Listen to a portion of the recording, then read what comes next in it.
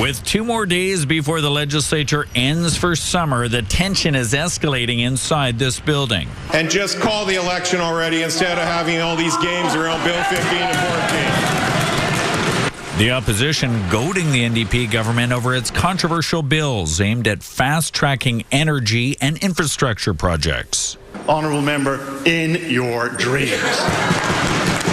The bills have come under heavy scrutiny, particularly from First Nations leaders, upset they weren't consulted as required under the law. Complete upending of the relationship between the NDP and First Nations in British Columbia. The NDP tried a last-minute amendment to Bill 15 that would have required the government to consult with First Nations on regulations for criteria for projects to be fast-tracked under the legislation. Concerns that our assurances and our commitment alone was not enough.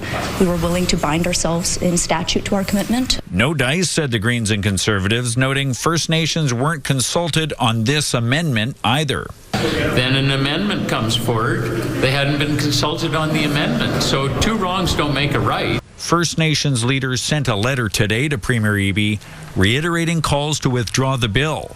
The government declined. Grand Chief Stuart Phillip famously said that reconciliation is not for wimps, and the process towards reconciliation is not a straight line. In the face of the backlash, the opposition parties are also calling for the bills to be put off and reworked in the fall. Why does this Premier keep ramming this thing through? He should just, own up to it. He made a mistake and pull this bill and go back to the drawing board. The president of the Union of BC Indian Chiefs says despite his disappointment, he'd support the NDP going forward over the alternative Conservatives. Keenly aware of who's sitting at the edge of their chairs on the opposition side. And Rob Buffum joins us live from Victoria. Rob, plenty of tension over this legislation. Walk us through what will happen tomorrow.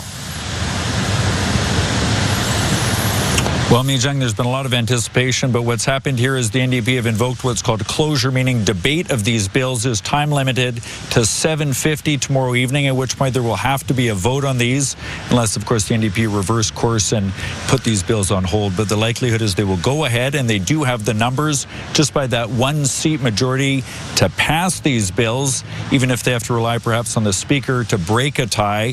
So the likelihood is they'll go ahead, and by 8 o'clock tomorrow night, these bills will pass. They'll have royal assent after that, but they will go into law despite all this opposition, including many First Nations leaders saying that their trust with this government has been irrevocably damaged.